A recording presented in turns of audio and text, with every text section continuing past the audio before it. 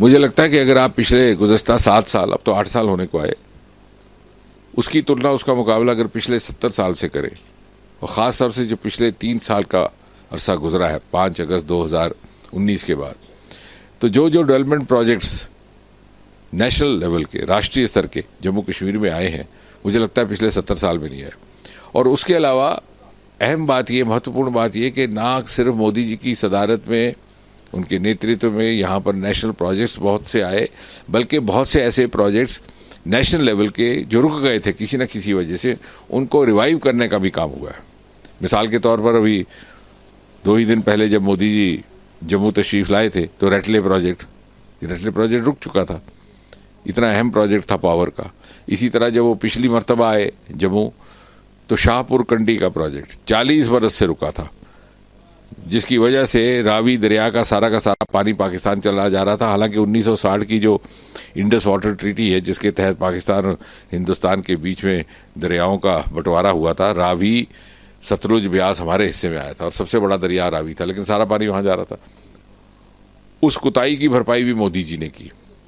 उधमपुर में देविका दरिया है, देविका नदी, जिसे आस्था की नदी कहा जाता है, सदियों से इंतजार कर रही थी वो नदी कि मेरा भी कोई सुंदरीकरण, स्वच्छता का काम हो। इतनी पीढ़ियां पली बली उसके किनारे, किसी ने उसकी चिंता नहीं की, मोदी जी ने की। और दूसरी बात ये, कब होगा इसका फैसला इलेक्शन कमीशन ऑफ इंडिया करता है। शायद वो अपनी पुरानी आदत से मजबूर हैं। जब वो इलेक्शन कमीशन ऑफ इंडिया को भी, सीबीआई को भी अपने इशारे पर चलाते थे, अपनी सहूलियत से फैसले करवाते थे। इलेक्शन कमीशन ऑफ इंडिया एक आईनी अदारा है, कॉन्स्टिट्यूशनल बॉडी है, उसमें हमारी सरकार दखल नहीं देती। जब वो इलेक्शन के लिए कहेंगे हम तैयार है। और भारतीय जनता पार्टी का तो कार्यकर्ता इतना तैयार रहता है, उसका कारकुन के अगर आप रात को सोए हुए जगाए तो वो सोए हुए भी उठ के पूछेगा, साहब बताइए कहाँ चलना है कैंपेन पे, कौन सी पंचायत है, कौन सी असेंबली है, कौन सी लोकसभा है। ऐसा कुछ नहीं है। भारतीय जनता पार्टी 24/7 पार्टी है। कब तक एक्सपेक्ट कर रहे हैं? देखिए, ऐसा मैंने कहा कि ये इलेक्शन कमीशन ऑफ इंडिया का फैसला रहता है और हम इसमें मुदाखलत नहीं करते, लेकिन जहाँ तक हमारी तंजीम का ताल्लुक है, हम 24 घंटे तैयार हैं। तो डेवलपमेंट के काम किए, बल्कि उसके साथ साथ उन्होंने जिस तरह की सेंसिटिविटी और संवेदनशीलता का परिचय दिया है।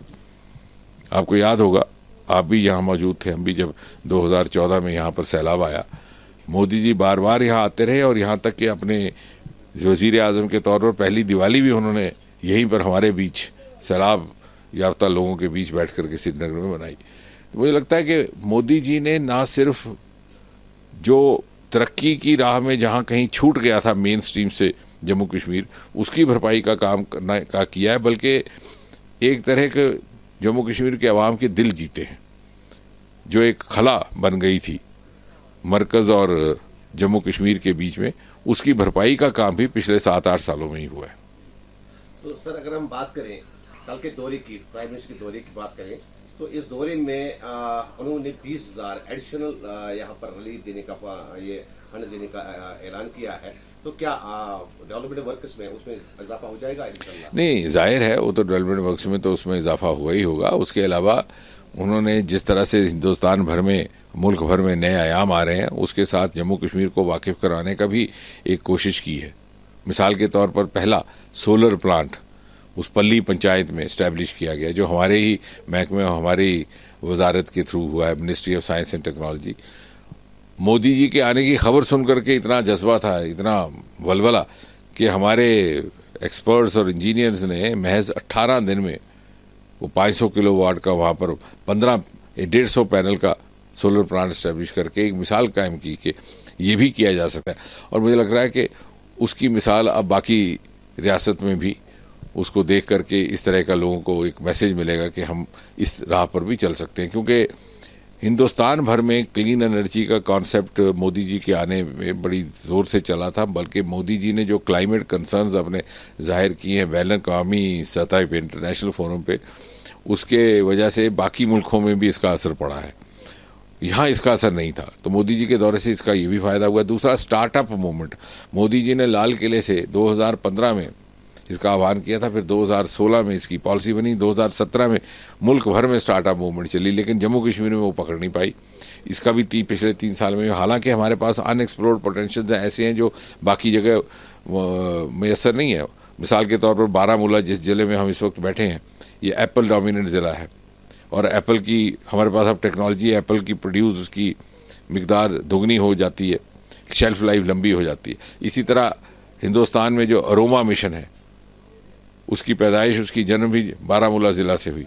गुलमर्ग में लेवेंडर की खेती हो रही है, जो नौजवान उसमें पढ़ के लाखों रुपया कमा रहे हैं। तो कहने का मतलब ये है कि मोदी जी के दौरे से ना सिर्फ ये 20,000 करोड़ रुपए की इन्वेस्टमेंट हुई है या ग्राउंड ब्रेकिंग हुई है फॉरेन इन्वेस्टर्स की या आउटसाइड इन्वेस्टर्स की, बल्कि वो नए नए आयाम जो मुल्क भर में इस्तेमाल में आ रहे थे, जिनकी जानकारी यहाँ पर कहीं ना कहीं कम थी, उसकी जानकारी भी आगे बढ़ाने का काम हुआ है।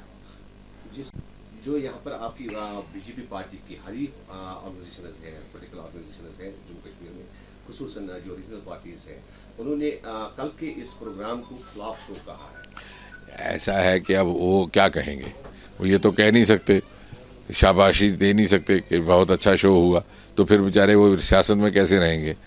तो मुझे नहीं लगता उनकी बात को बहुत ज़्यादा संजीदगी से लेने की ज़रूरत है, क्योंकि दुनिया गवाह है जितनी बड़ी तादाद में वहाँ अवाम उतर के आए थे मोदी जी को सुनने के लिए, लगभग 1.5 लाख के करीब। इतना मेरे साल पिछले कुछ वर्षों में हुआ ही नहीं। अब उसको वो फ्लॉप शो कहते हैं, तो इसका मतलब है तो फिर वो हमारे साथ मुकाबला क्यों कर रहे हैं? जिस हालात में वो हैं उसी में वो मुतमईन हैं, फिर भी वो भारतीय जनता पार्टी के मुकाबले में खड़े हो रहे हैं। इसका मतलब उनको लगता है मन ही मन कि भारतीय जनता पार्टी जिस राह पे चल रही है वही राह ठीक है।